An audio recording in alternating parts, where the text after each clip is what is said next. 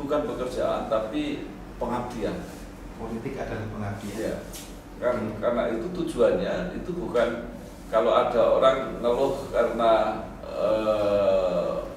tidak bisa kaya atau seperti apa, ya menurut saya salah. Kalau ke politik Anda cari kehormatan, cari nama baik. Nah, kalau mau mencari kehormatan ada di politik. Kalau kaya bekerja. Kerja.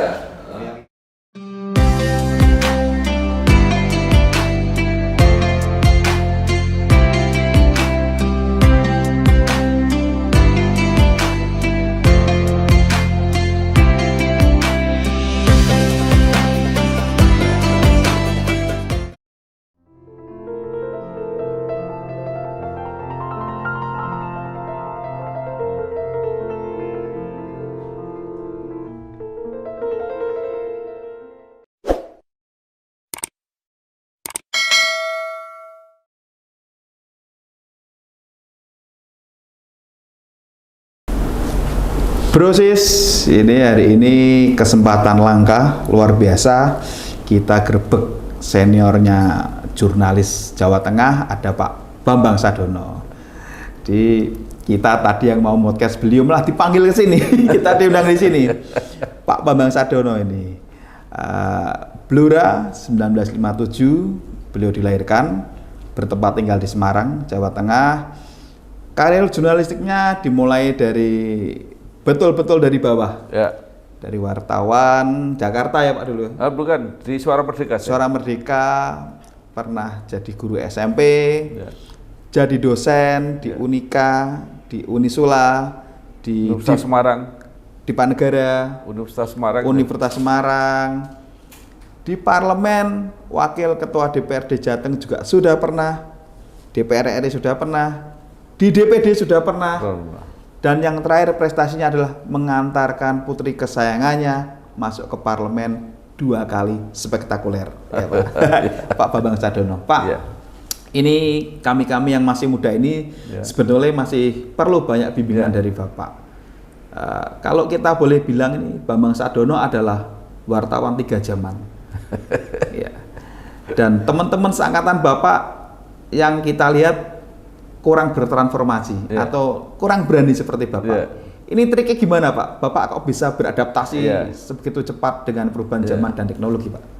Ya, Mas Linggarjati, jadi ini bagi yang belum tahu siapa Mas Linggarjati ini adalah dulu saya kenal sebagai mahasiswa yang aktif ketika saya menjadi ketua Partai Golkar Jawa Tengah, pernah bergabung dengan teman-teman mahasiswa di situ. Nah kemudian karena jurusannya teknik ya Mas Linggar ya, kemudian bisnis macam-macam. Nah sekarang kok tertarik ke dunia podcast. Nah tadi pertanyaannya kenapa? Mulainya karena terpaksa. Terpaksa, Pak. Karena pada waktu itu pandemi, nggak bisa apa-apa.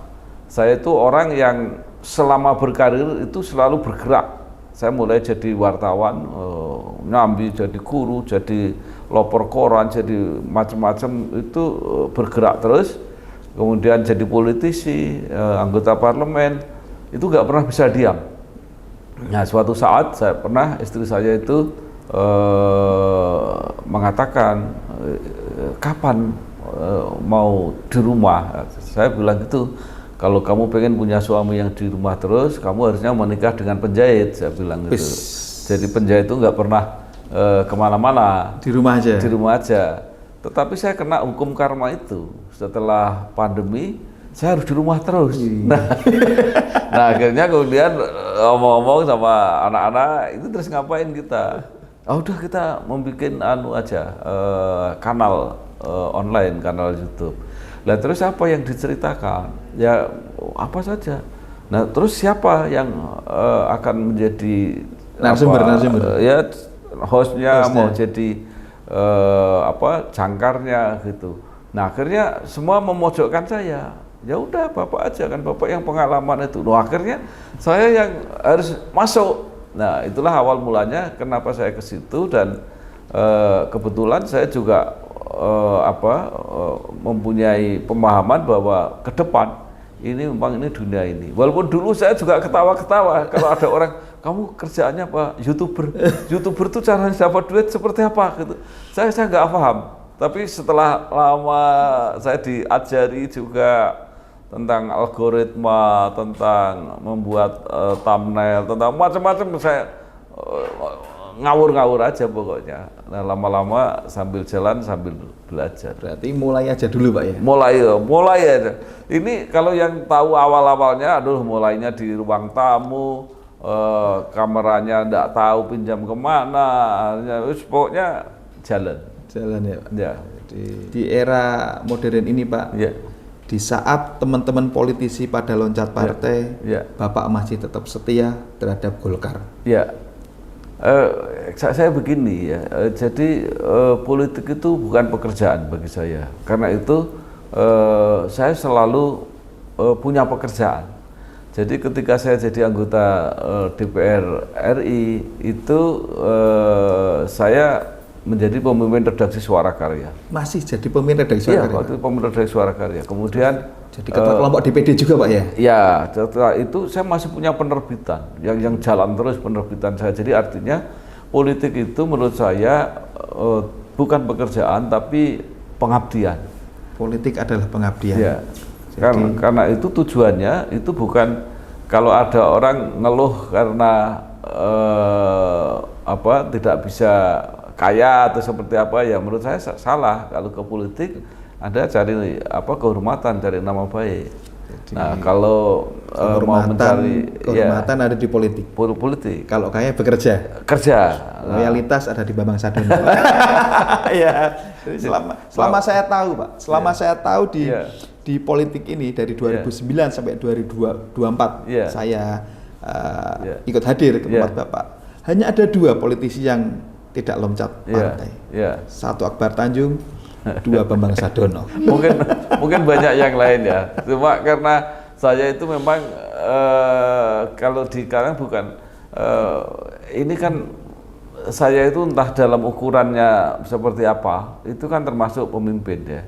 Nah, saya malu kalau saya sebagai pemimpin nanti diketawain orang-orang yang saya pimpin. Loh, Pak Bambang dulu yang saya ikuti kok ternyata sekarang nggak loyal, nggak setia. Nah itu bagi saya jauh lebih penting daripada sekedar wah di sana peluangnya bagus. Setelah ditawarin udah di sini aja Pak. Saya bukan pada siapa-siapa. Saya malu kepada ini grassroots yang mendukung dan mengikuti saya. Itu yang jadi pertimbangan saya. Jadi menjaga marwah, menjaga nama itu lebih utama ya Pak ya. Ya. Menjaga marwah dan menjaga nama itu utama. Jadi untuk teman-teman generasi sekarang, generasi saya pada khususnya ini kita harus banyak belajar pada sosok Bambang Sadono ini. Langka. Kesetiaan nomor 1. Pak, ini ada 3 pertanyaan cepat yang nanti Bapak harus jawab cepat ya Pak ya. Nggak apa-apa Pak ya. Iya. Semarang atau Blora? Semarang. Semarang atau Blora? Semarang itu. Bakso atau mie ayam? Bakso. Yang terakhir ini Pak. JK atau Erlangga? Erlangga. Asik. Terima kasih Bapak, ini saya luar biasa waktunya Pak. Ini jadi oleh-oleh buat kami di tahun 2024 ini. Sosok yang menyejukkan di Jawa Tengah, kita bisa lihat ke Pak Bambang Sadono. Oke. Terima kasih Bapak. Terima kasih Pak Erlangga. Sukses terus ya. Sukses Pak.